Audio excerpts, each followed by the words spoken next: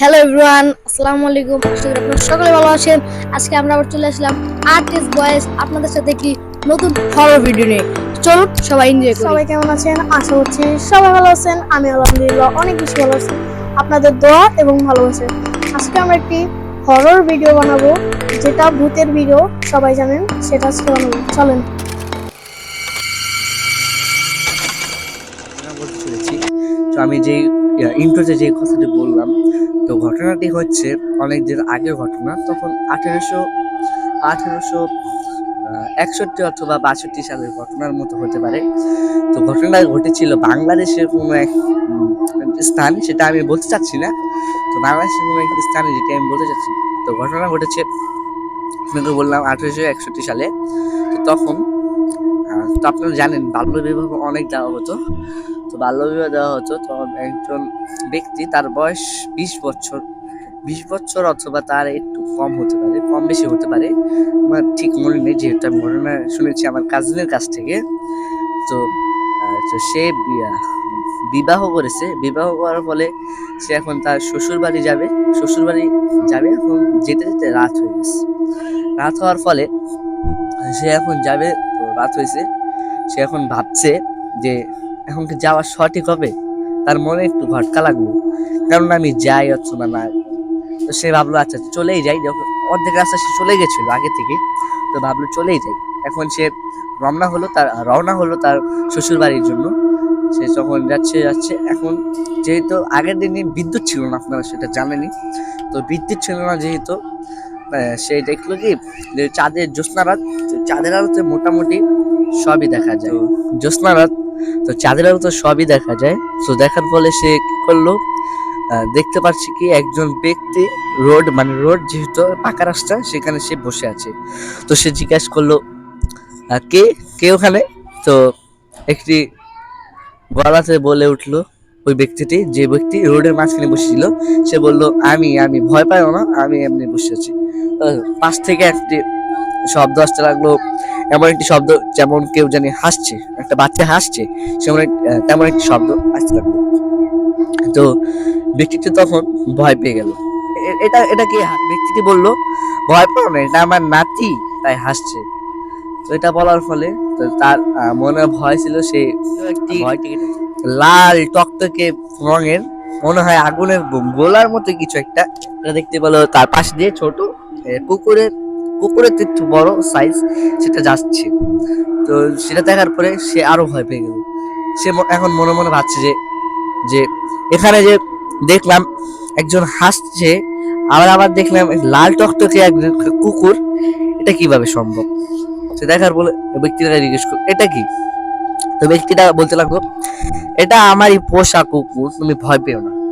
বললো তুমি যাচ্ছ কোথায়? ব্যক্তিটা বললো তুমি যাচ্ছ কোথায়? তো ছেলেটা ভয় পেয়ে বললো আমি ভয় পেয়ে কর্কর শব্দে বললো সে, আমি যাচ্ছি আমার শ্বশুর বাড়ি। তো এখন আপনার আমার পথ আটকে যায়, আমি কি যেতে পারি? তুমি যদি ব্যক্তিটা বললো তুমি যদি না চিনো তাহলে আমি তোমাকে দিয়ে আসতে পারি। তুমি যদি না চিনো আমি তোমাকে দিয়ে আসতে পারি তোমার বাসার সামনে। এই কথা বলার পরে সে এগ্রি করলো যে আপনি আমাকে দিয়ে আসতে পারেন। সেটা বলার ফলে তো ব্যক্তিটা বললো ওই ছেলেটাকে তুমি সামনে সামনে যাও, আমি পিছিয়ে পিছিয়ে আসছি। এটা বলার ফলে সে যাচ্ছে, পিছিয়ে পিছিয়ে যাচ্ছে। যেতে যেতে অলমোস্ট সে বাড়ির সামনে এসেছে। এখন সে ধন্যবাদ জানার জন্য পিছে ঘুরলো, ঘোরার সময় সে দেখতে পেলো ব্যক্তিটা নেই, সে এটা দেখতে পেলো। দেখার পর সে একটু ভয় পেয়ে গেল। তারপর সে মনে মনে চিন্তা করছে যে যেহেতু ব্যক্তিটা গেল কোথায়, তাড়াতাড়ি তো যাওয়ার কথা হলো। তো সে নিজেকে সান্ত্বনা দিয়ে বললো যে হতে পারে সে আরো আগেই চলে গেছে।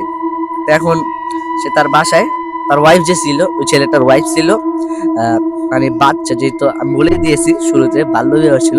তো মেয়েটির বয়স ছিল 14, এরকম কিছু একটা। তো এখন সে ঘরে কড়া নাড়লো।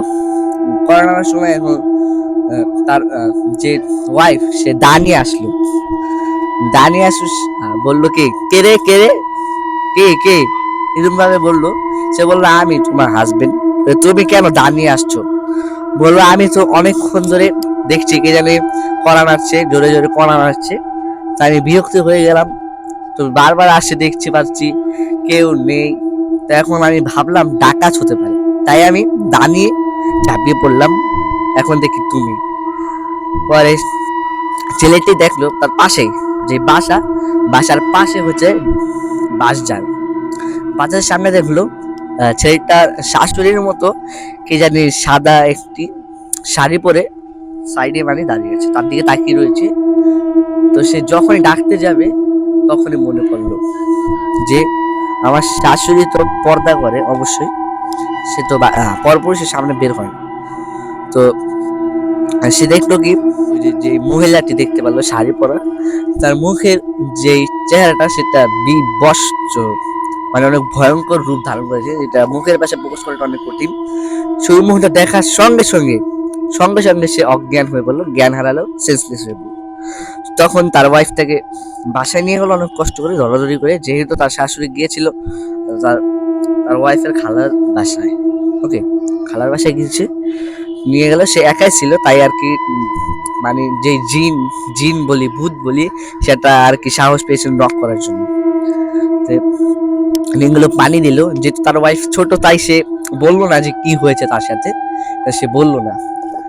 তারপর তাকে জ্ঞান ফেরানো হলো। জ্ঞান ফেরানোর পরে সে ভাবলো আমার ওয়াইফকে তো বলা যাবে না কি হয়েছে, তো সে চুপ থাকলো। বললো তুমি অজ্ঞান হলে কেন? মেয়েটা জিজ্ঞেস করলো তুমি অজ্ঞান হলে কেন? সেটা বললো কি আমার মানে অনেক দূর থেকে আসছি, তো হেঁটে হেঁটে আসছি, তাই আমার মানে মাথাটা ঘুরে গেছিল, তাই আমি পড়ে গেছি। এটা বলার পরে সে চুপচাপ থাকলো, যেহেতু এই ঘটনাটা বললে তার ওয়াইফ ভয়ও পেতে পারে, আর দুজনে যদি ভয় পায় তাহলে।